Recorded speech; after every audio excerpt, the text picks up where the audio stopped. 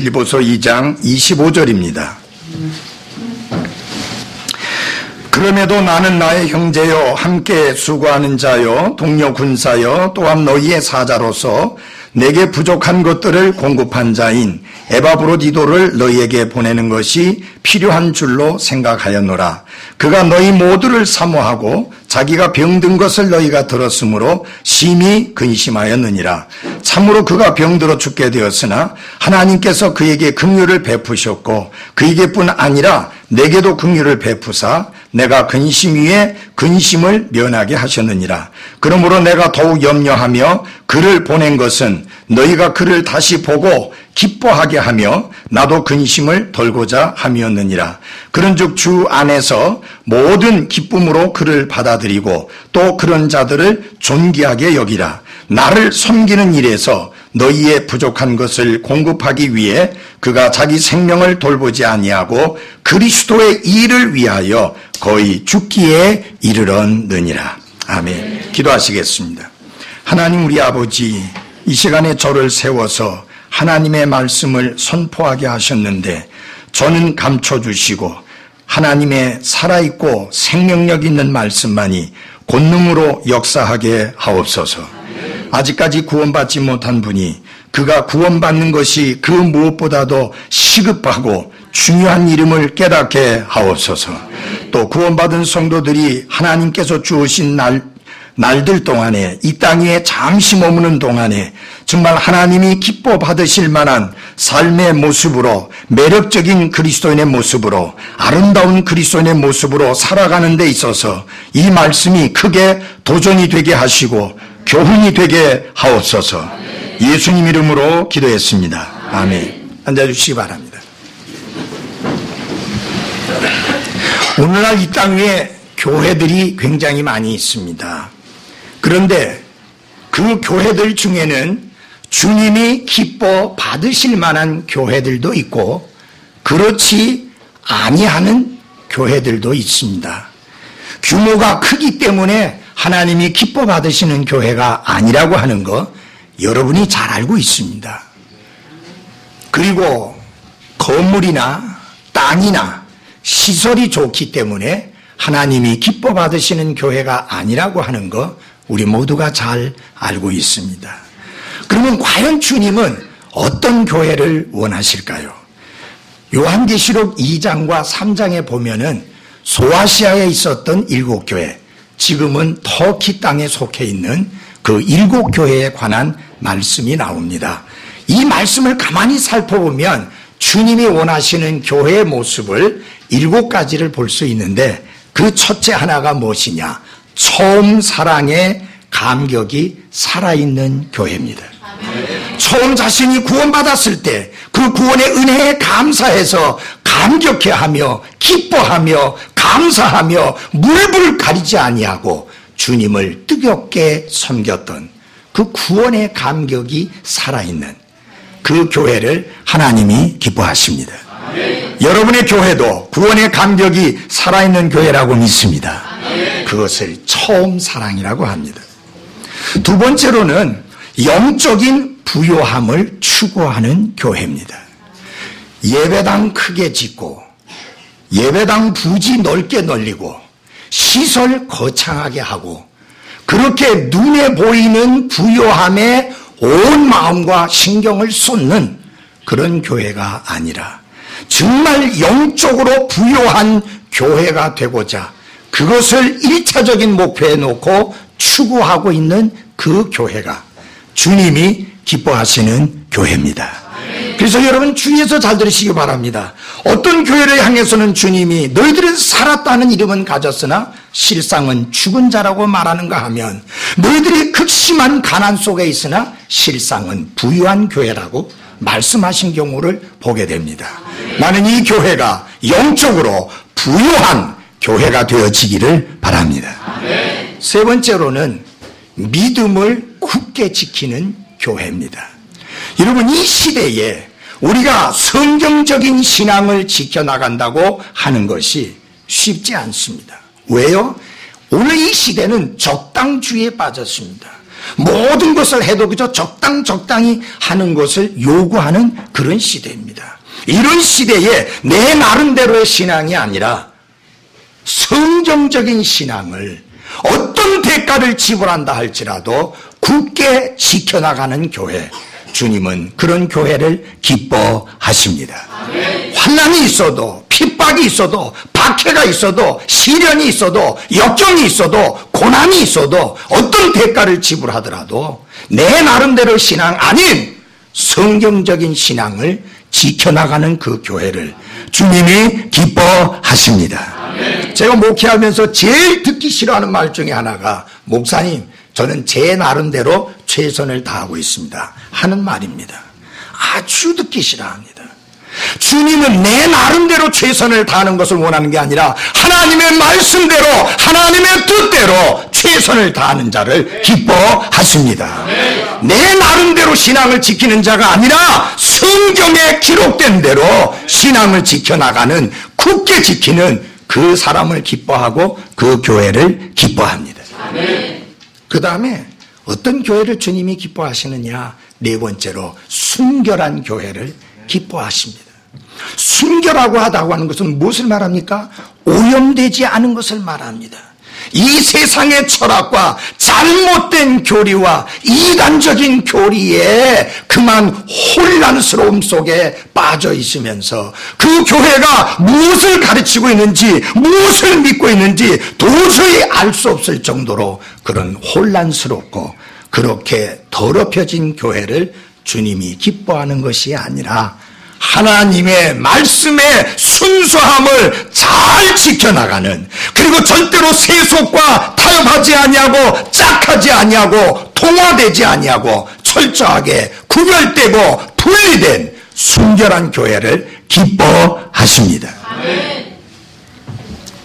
그리고 다섯 번째로 중요한 게 깨어있는 교회입니다. 깨어있는 교회예요. 주님은 말씀하십니다. 지금은 자다가 깰 때라 그랬습니다.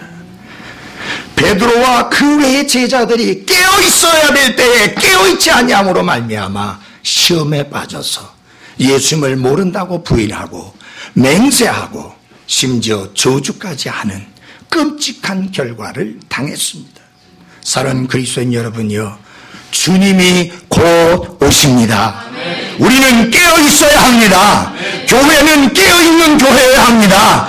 졸며 자는 교회가 되지 아니하고 항상 말씀 안에서, 성령 안에서 깨어 있는 교회여야 합니다. 그런 교회를 기뻐합니다.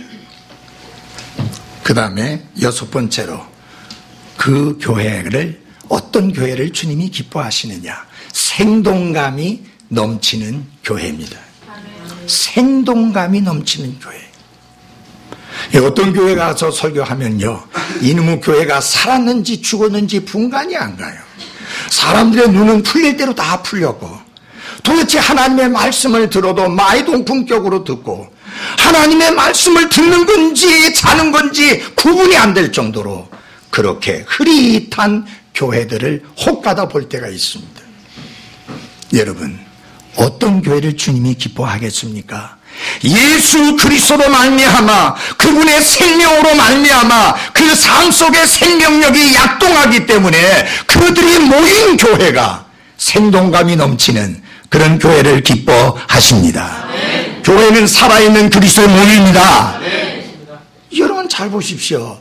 그리스도의 몸이 생동감이 넘치지 않는다면 그 이상하잖아요.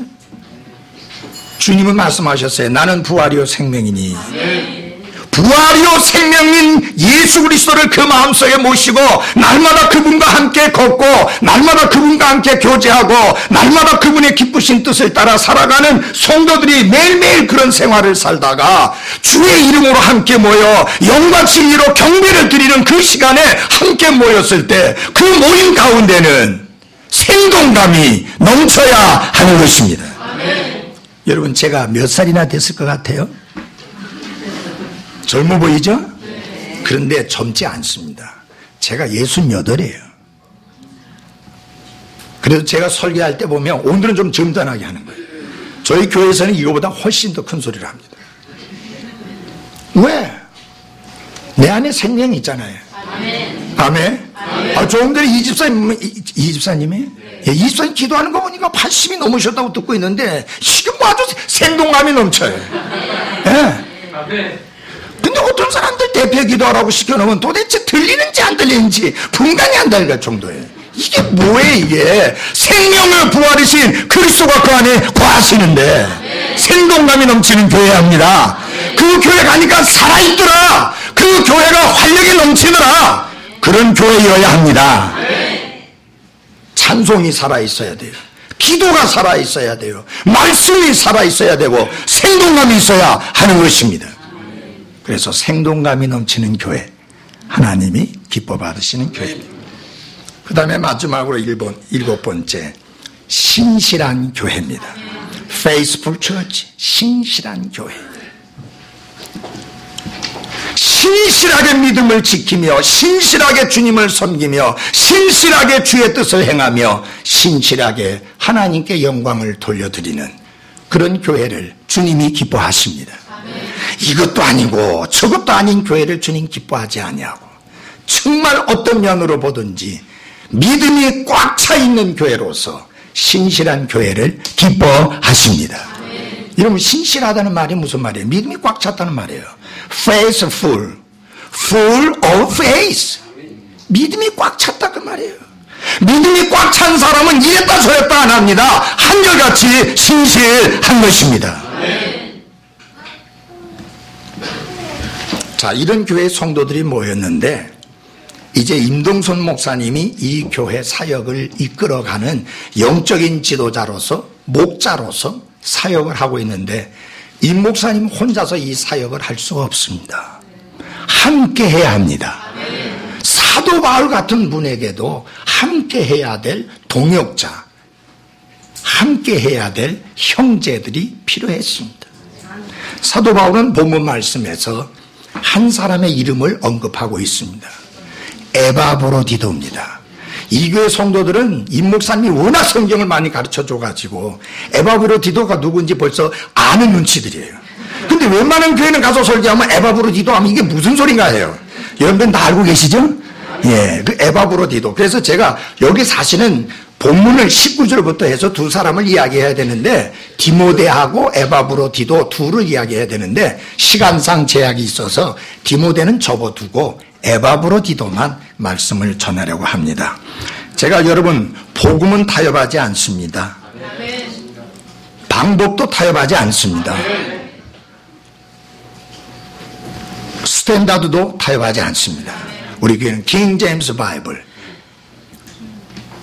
킹 제임스 흥정역 성경, 그 다음에 뮤직, 음악이 철저하게 거룩한 음악이어야 합니다. 드레스 코드, 복장 확실하게 합니다. 그런데 쓰는 도구는 아주 신식을 씁니다. 제가 지금 아이패드 들고 설교하고 있습니다. 이 아이패드를 쓰니까 좋은 점이 뭐냐면은 잉크비가 안 들어가요. 그리고 요거 하나만 들고 가면 이 안에 설교가 수백 편 들어있으니까 어디 가서든지 설교하는데 문제가 없습니다. 자, 에바브로디도를 좀 말씀을 드리고자 합니다. 저는 에바브로디도를 한마디로 이렇게 표현하고 싶습니다. 아름답고 매력적인 그리스도인이다. 우리 모두의 마음에 아름다워지려고 하는 것이 있습니다. 요사이 제가 나이가 들어가다 보니까 이 얼굴이 자꾸만 뭐 이것저것 나고 좀 주름도 생기는 것 같고 그래가지고 요새 화장을 많이 합니다. 왜요? 좀 더 젊게 보이고 싶고 좀 더 아름다워 보이고 싶고 가능하면 매력적으로 보여지고 싶은 마음이 있어요. 우리 모두 다 외모에 대해 그런 마음이 있죠? 다 있어요. 뭐 아닌 것처럼 그렇게 대답하시지 않습니까? 다 그런 마음이 있죠? 그러니까 저기 머리에 물수도 바르고 이제 여기 드라이어도 하고 그랬잖아요. 예? 그리고 옷도 이거 입었다 저거 입었다가 이렇게 하면서 신경 쓰잖아요. 누구나 다 아름답게 보이려고 하고 매력적으로 보이려고 하는 그런 마음들이 있습니다. 그런데 외모 말고 우리의 속 중심, 우리의 속 사람이 아름답고 매력적인 그런 그리스도인이 되어져야 합니다. 여기 에바브로디도는 외모는 어떤지 저는 알 길이 없습니다. 한 가지 분명한 사실은 이 사람이 건강이 그렇게 썩 뛰어난 사람은 아닌 것 같습니다. 여행을 한번 했다고 죽을 뻔한 고비를 겪은 거 보니까 그렇게 튼튼한 사람은 아닙니다. 예. 그런데 외모는 알 길이 없지만 그 사람의 속 사람이 어떠한지는 성경을 통해서 알 수 있는데 굉장히 아름다운 그리스도인이요, 굉장히 매력적인 그리스도인인 것을 볼 수 있습니다.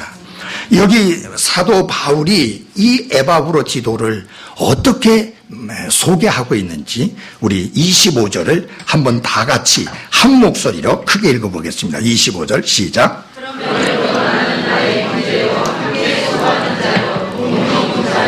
또한 너희의 사자로서 내게 부족한 것들을 공급한 자인 에바브로디도를 너희에게 보내는 것이 필요한 줄로 생각하였노라. 아멘. 그는 주님의 삶을 본받으면서 주님과 다른 사람들을 기쁘게 섬기기 위해서 자신의 일생을 불태워 바치는 아주 매력적이고 아름다운 삶을 살았던 그리스도인입니다. 그래서 이 말씀에 보면은 그가 얼마나 매력적이며 얼마나 아름다운 삶을 살았던 그리스도인인가를 쉽게 알 수가 있는데요. 자, 여러분, 만약 여러분을 다른 사람들에게 소개하게 될 때에 이 에바브로디도를 소개하듯이 나의 형제입니다. 나와 함께 수고하는 자입니다. 나와 함께 싸우는 동료 군사입니다. 여러분들의 사자입니다. 그는 부족한 것을 채워주는 일에 힘쓰는 사람입니다. 이렇게 소개할 수 있다면 얼마나 좋겠습니까? 우리 모두 그런 아름답고 매력적인 그리스도인들이 되어야 할 것입니다. 자, 이 에바브로디도의 아름답고 매력적인 삶을 이제 한 세 가지로 말씀을 드리고자 하는데요. 첫째는 그는 균형 잡힌 그리스도인이었다. 균형이 잡힌 그리스도인이었다. 여러분, 아름답고 매력적인 몸을 가지려면 균형이 잡혀야 돼요. 흔히 말하는 팔등신이라는 말이 그 말 아닙니까? 나올 때 나오고 들어갈 때 들어가고 그 말 아닙니까? 균형이 필요한 거예요. 자, 그리스도인의 삶에도 균형이 매우 중요합니다. 자, 여기 이 에바브로디도는 균형이 잡힌 그리스도인이었는데 어떤 균형이 잡힌 그리스도인이냐? 교리와 생활의 균형이 이루어진 그리스도인이었습니다. 자, 보십시오. 균형이라고 하는 것은 그리스도인의 삶에 있어서 아주 중요합니다. 그는 신앙적으로, 교리적으로 확고한 신앙과 확고한 성경적인 교리를 가지고 있었던 그리스도인이었습니다. 에바브로디도는 확실하게 다시 태어난 그리스도인이었습니다. 그는 그리스도 안에 속한 자요, 사도 바울이 주저함이 없이 나의 형제라고 부를 정도의 확실한 구원의 믿음을 가지고 있었던 사람입니다. 우리가 처음에 교회로 오면은 그 사람이 어떤 분이든 간에 상관없이 아무개 님 오셨다고 하잖아요. 그렇죠? 그게 정상이에요. 근데 어떤 교회들은 그냥 처음 왔는데도 아무개 형제 왔다, 아무개 자매 왔다 그러는 거예요. 그래놓고 구원받으라는 거예요. 여러분, 구원받은 사람이면 형제 자매입니다. 구원받지 않은 사람은 님이에요. 그는 구원받아야 그리스도 안에서 영광스러운 이름인 형제와 자매의 특권을 가지게 되는 것입니다. 사도 바울은 아무에게나 형제라고 안 했어요. 복음 안에서 교제할 수 있는 사람이기 때문에 형제라고 한 것입니다. 그래서 사도 바울이 에바브로디도하고 복음 안에서 교제하는데 아무 문제가 없었습니다. 왜요? 그가 구원받은 형제요, 거듭난 사람이요, 하나님의 자녀로 다시 태어난 자요, 하늘나라의 상속 유업을 물려받을 자라는 분명한 확신이 있었기 때문에 나의 형제라고 부르게 된 것입니다. 자, 보십시오. 그뿐만 아니라 그는 사도 바울과 같은 신앙을 가지고 있었을 뿐만 아니라 중요한 것은 뭐냐면 그가 믿고 있는 신앙과 그가 가지고 있는 신앙과 실제 생활이 일치하는 그리스도인이었다 하는 게 중요합니다. 이게 균형입니다. 여러분이 교리적으로 올바른 신앙을 가지고 있다면, 교리적으로 올바른 교리를 가지고 있다면 반드시 그 올바른 교리에 대한 믿음과 확신은 외적으로 생활을 통해서 반드시 표현되어져야 되고 나타나야 되는 게 옳습니다. 그래서 절대로 따로 국밥의 신앙생활을 살아서는 안 되는 것입니다. 교리 따로, 내가 믿는 바 교리 따로, 내가 살아가는 생활 따로, 그런 신앙생활은 합당한 것이 아니요, 그건 위선적이요, 그건 가식적인 것입니다. 에바브로디도는 그가 믿는 바 신앙이 성경적인 교리 위에 확고하게 선 확신의 사람으로서 철저하고 분명했을 뿐만 아니라 그 신앙에 따른 생활이 분명하게 드러나는, 그래서 균형을 이루는 그리스도인이었다 하는 것입니다. 여러분, 누가 매력적이고 누가 아름다운 그리스도인이겠습니까? 그가 믿는 바와 생활이 따로따로 노는 사람이 아닙니다. 여러분, 따로 국밥이라는 거 아세요? 국밥집에 가면은 시키는데, 국밥은 뭐냐? 국에다가 밥을 말아서 주는 게 국밥이에요. 따로 국밥은 뭐냐? 국 따로 주고 밥 따로 주는 걸 따로 국밥이라네. 저는요, 말아먹는 걸 너무 싫어하거든요. 그래서 항상 저는 따로 국밥을 좋아합니다. 예.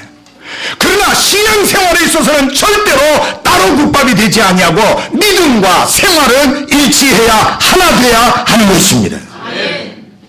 에바브로디도가 왜 아름답고 왜 매력이 있는가? 그의 믿는 바 신앙이 성경적인 근본주의적인 신앙이었을 뿐만 아니라 생활 또한 근본적인 생활이었습니다.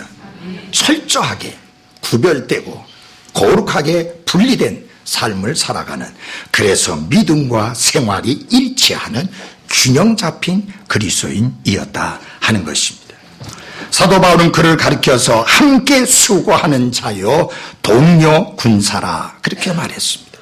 사도 바울과 함께 복음을 위해서 수고하는 자요, 그리고 복음의 진보를 위해서 힘쓰는 자요, 그리고 복음의 신앙을 지키기 위해서 함께 싸울 줄 아는 그런 신앙의 사람이 에바브로디도였다 그랬습니다.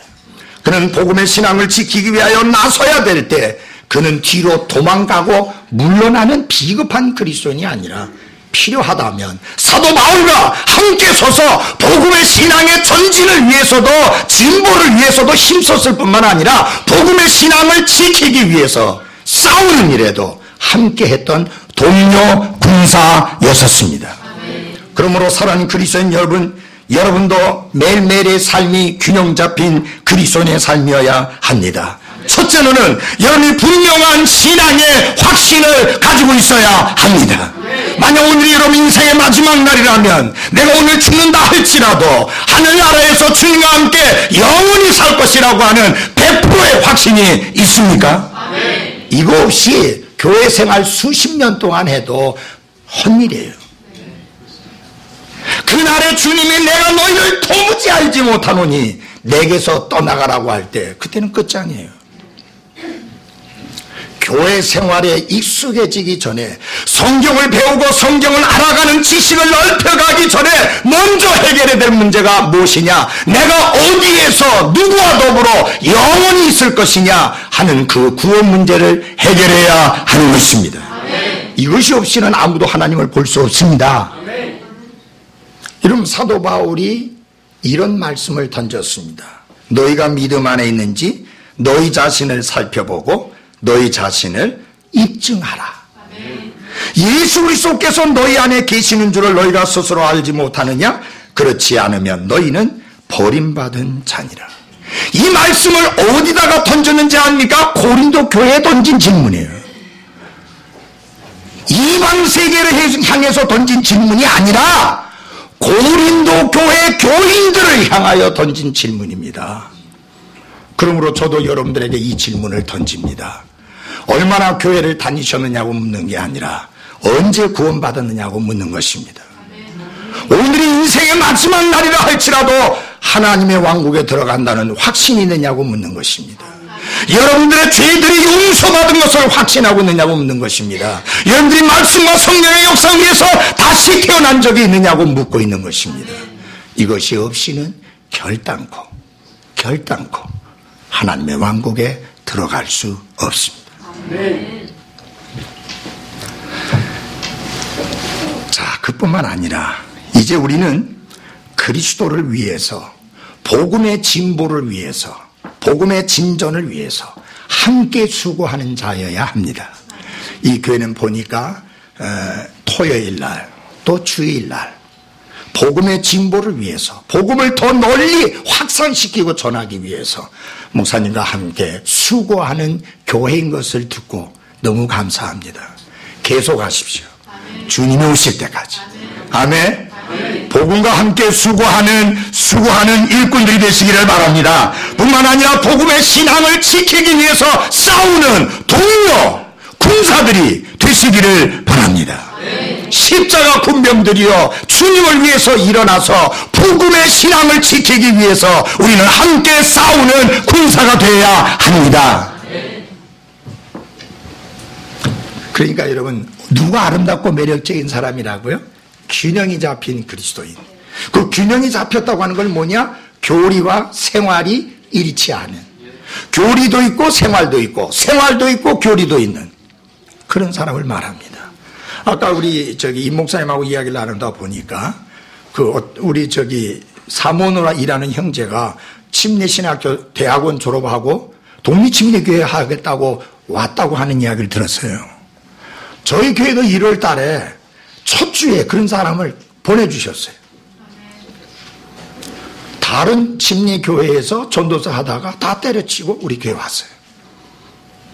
그래서 목사님 독립침례교회를 하고 싶습니다. 자, 그러면 내가 너를 전도사라고 부를 수 없다. 너는 우리 교회 형제야. 그 이상 아니야. 목사님 그런 거 아무 상관없습니다. 아름답게 잘 섬기고 있어요. 그런데 그 교회 전도사 부인이 또 우리 교회로 온 거예요. 근데 매주 오지 못하고, 근데 너무너무 괴로워하고 힘들어요. 설교를 도저히 들을 수 없다는 거예요. 근데 여기 와서 설교 한번 듣고 가면 몇 주일을 산다는 거예요. 그래서 내가 그랬어요. 죽고 싶거든 얼른 오너라. 죽고 싶은 생각이 들고 오너라. 그래서 제가 다른 참회 통해서 들으니까 이제는 몇 주에 한 번이라도 이제는 막 와야 되겠다고. 여러분, 우리 긍지와 자부심을 가져야 됩니다. 근본주의 독립침례교의 신앙이, 성경적인 신앙이 항상 외면만 받는 게 아니라 지금도 그런 신앙을 찾고 있는 사람들이 있다고 하는 사실입니다. 많은 수는 아니지만, 그러나 적은 무리여 두려워하지 말라. 내가 너희와 함께 하느니라. 네. 숫자가 뭐 그렇게 중요합니까? 여러분, 서울의 모 교회 숫자 5만 명 이상 모이잖아요. 근데 그 교회가 논문 표절을 했거든요. 목사가 박사학위 논문을 표절했어요. 그래서 그걸 문제를 삼으니까 뭐라고 하느냐, 내가 담임 목사직을 두고 확실히 이야기하거냐, 그런 일이 없다 했는데, 그런 일이 없는 게 아니라 실제로 있는 게 들통이 나버렸어요. 여러분, 그게 뭡니까? 아니, 박사학위가 뭐 중요해요, 여러분? 에? 하나님이 박사를 불러서 사역을 맡기는 게 아니라 목사를 불러서 사역을 맡깁니다. 제가 한 번은 삼사관학교에 가서 설교를 하는데, 군목이 설교 직전에 지금 막 강대상 올라가는데, 목사님, 축도 좀 해주십시오. 축도 좀 해달라고. 여러분, 항상 그 축도 있잖아요. 그래서 제가 뭐라 그러니, 축도 안 합니다. 에? 놀래가지고. 이게 이제 이 사람이 얼굴이 새파래지는 거예요. 큰일 났구나, 이제. 이단 목사를 데려왔으니 큰일 났구나, 이제. 그래가지고 막 새파래져가지고, 축도 안 합니다. 네, 축도 안 합니다. 새파래진 거예요. 그래서 어떻게 했느냐, 강대상에 서가지고 한 3,000명 모인 사람 앞에서 막 복음 설교를 하고 구원 설교를 하고 초청을 하니까 거의 다 일어나는 거예요. 어떻게 구원 상담해요? 방법 없잖아요. 근데 그게 무슨 모임인지 아세요? 삼사관학교 신우의 모임이에요. 복음이 없어요, 복음이. 그때 거기 김진영 장군이 그때 거기 삼사관학교 이제 교장으로 있었는데, 그 양반이 참석했어요. 목사님, 조금만 초청 시간 더 길게 했으면 저 손들 뻔 했습니다. 그러는 거예요. 그래갖고 이제, 잘됐다고 이리 오시라고. 그래갖고 이제 군종, 거기 군목, 사무실에서 한참 이제 구원 상담을 하고 있는데, 이놈의 군목이 들어오더니, 식사하러 갑시다! 우리는 다 택감 받은 사람이니까 다 충고갑니다! 갑시다! 하고 흐트러버리는데, 진짜, 내 육신적인 생각으로는 그냥 멱살을 잡고 한 대 날려버리고 싶더라고. 아니, 지금 천하보다도 귀중한 영혼이 구원받을 수 있는 시간인데 그걸 확 흐트러버리고 가는데 얼마나 마음이 아픈지. 다시는 그 사람을 만나지 못했잖아요. 얼마나 가슴이 아픈지 모릅니다. 복음을 전할 수 있는 기회는, 구령할 수 있는 기회에서 사도 바울은 내가 그리스도의 복음을 부끄러워하지 아니하노니 이는 그 복음이 믿는 모든 자를 구원에 이르게 하시는 하나님의 권능이기 때문이라. 먼저는 유대인에게 또한 그리스인에게로다. 먼저는 유대인이라는 말은 표적을 찾고 표적을 구하는 사람들에게 해답은 구원의 복음밖에 없습니다.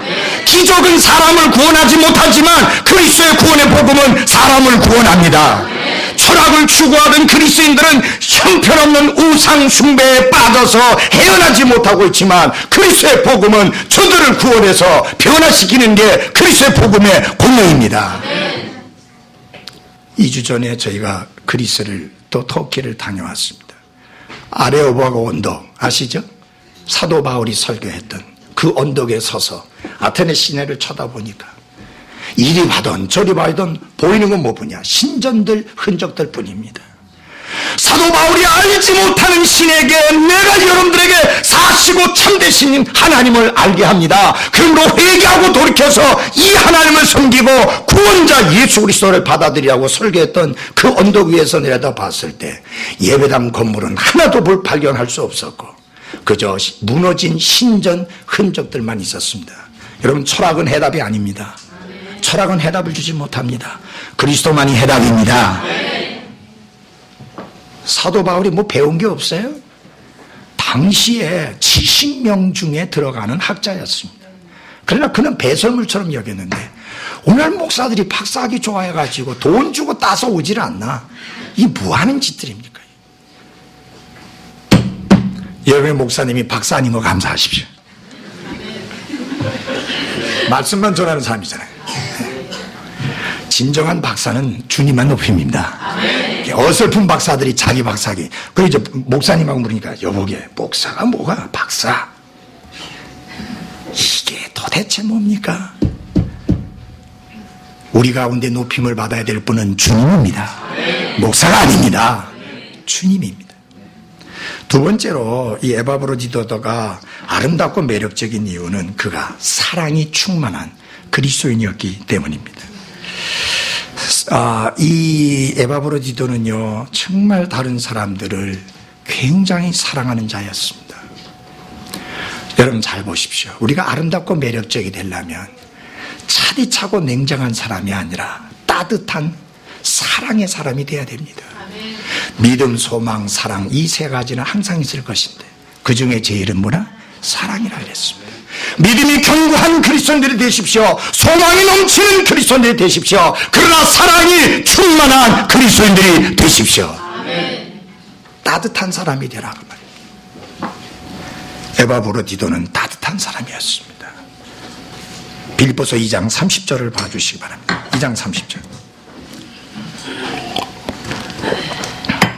나를 섬기는 일에서 너희의 부족한 것을 공급하기 위해 그가 자기 생명을 돌보지 아니하고 그리스도의 일을 위하여 거의 죽기에 이르러니라.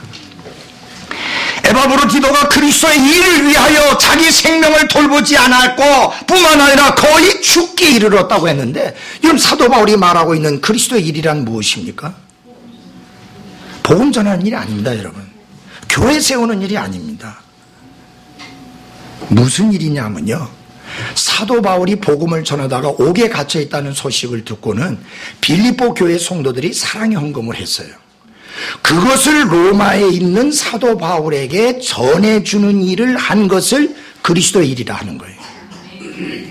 우리는 여러분 그리스도의 일을 하면은 반주자로서 섬긴다든지 찬양지휘로 섬긴다든지 혹은 여기에서 뭐 오케스트라로 섬긴다든지 찬양견으로 섬긴다든지 집사로서 섬긴다든지 이런 것만 이 예배당 안에서 이루어지는 이 일이 바로 주의 일이라고 생각하고 있는데 그렇지 않습니다.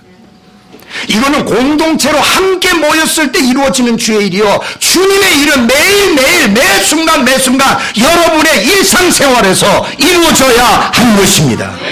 사랑이 필요한 사람에게 사랑을 베풀고 여러분의 목사님을 위해서 기도해주고 그게 주님의 일이에요.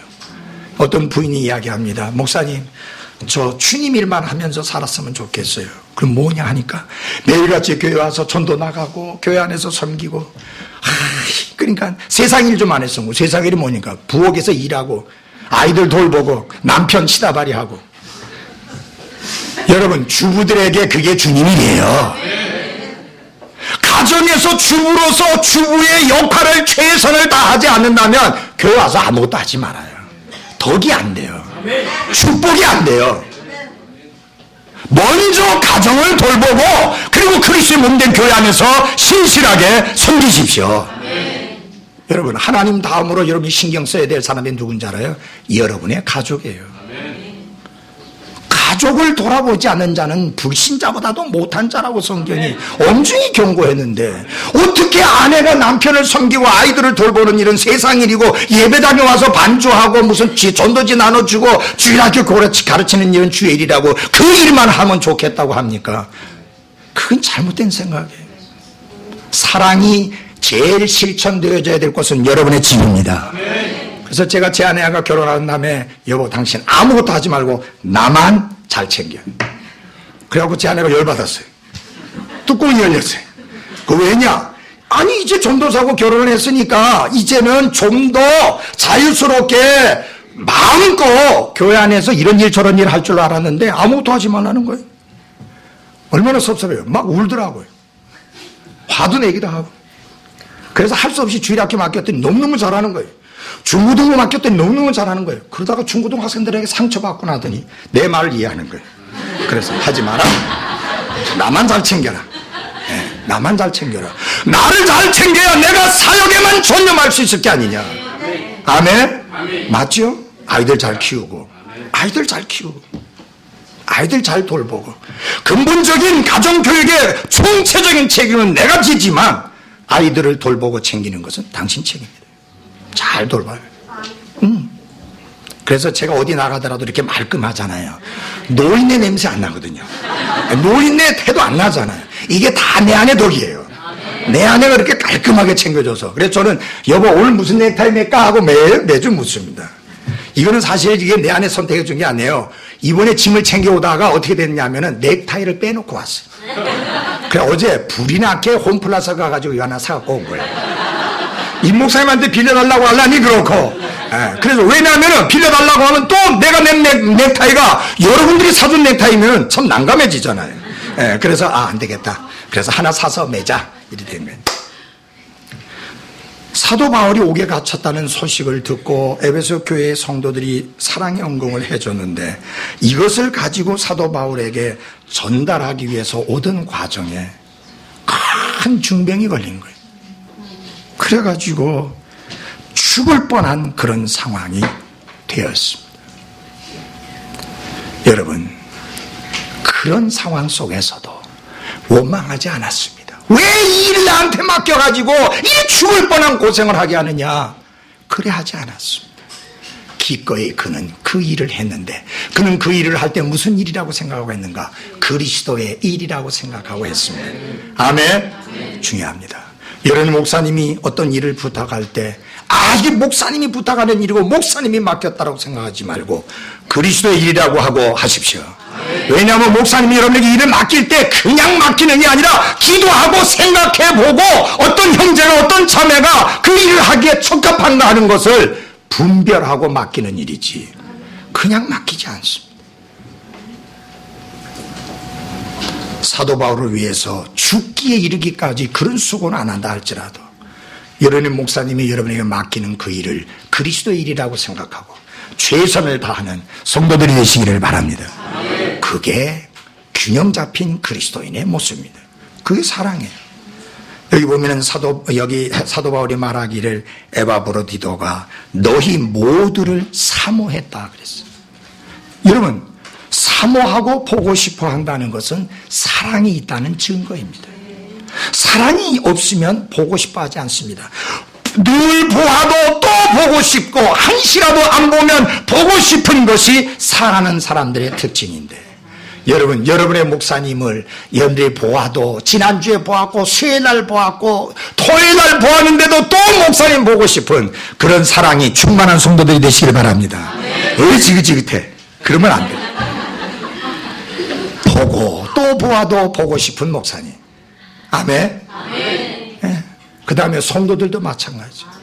지난주에 봤는데, 지난 수요일날 봤는데, 토요일날 봤는데, 또 만나면 반갑고, 또 만나면 기쁘고, 또 만나면 복되고, 또 만나면 너무너무 좋아서 껑충껑충 뛰고 싶은, 이것이 우리 성도들의 교제라고 믿습니다.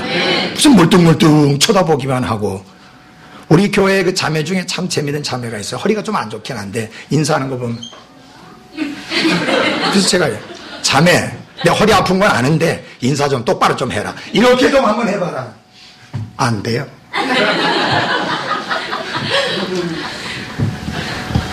그래도 매주 오는 게 고맙잖아요.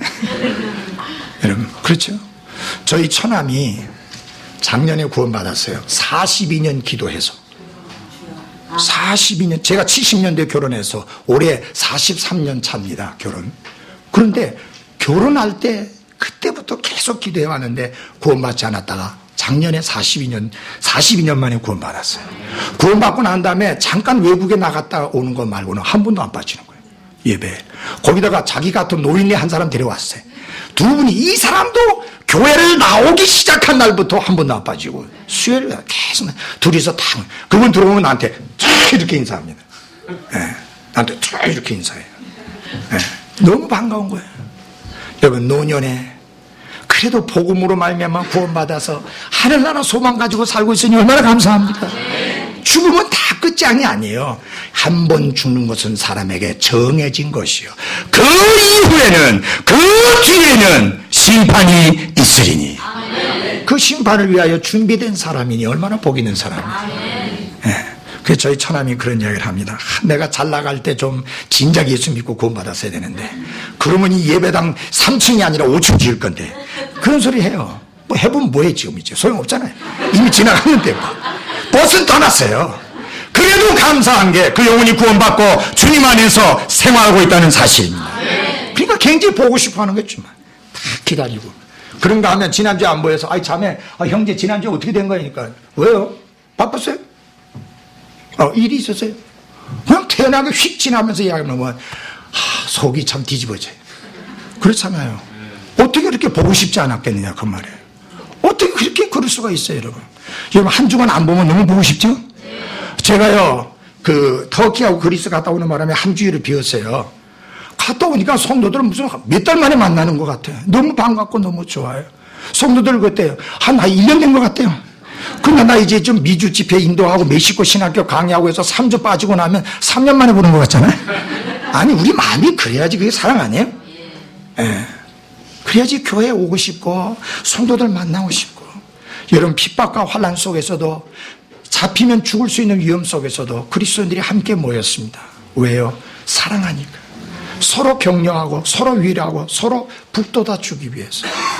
굉장한 위협 앞에서 그렇게 모이면서 그들이 썼던 라틴어 인사가 있었습니다. 아크리스 후엘데라는 말입니다. 그 말은 무슨 말이냐? 언제까지 우리가 이런 위험 속에서, 이런 환난 속에서, 이런 핍박 속에서 이렇게 만나야 됩니까? 그분이 오실 때까지. 아멘. 그분이 오실 때까지. 그리고 그들에게 인사가 있었습니다. 이 교회 이름 마라나타. The Lord is coming. 주께서 오십니다. 아멘.